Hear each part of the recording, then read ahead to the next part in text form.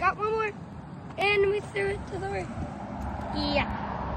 And it was a little bit too big. It'll do. It'll do. Well, hopefully the spikes aren't touching the eyes. Well, I kind of feel bad now. What are we going to do now? This is why you don't feed big fish to a big bird. Just don't.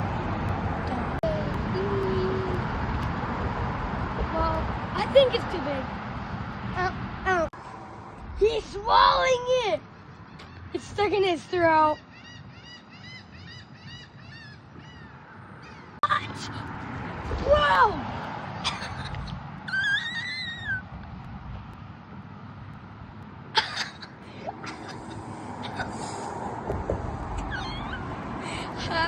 How do you swallow that?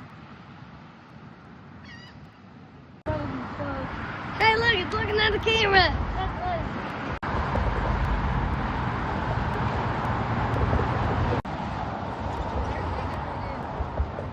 Oh.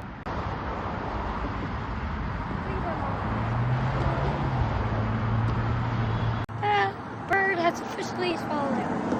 After, I don't know, like a couple minutes.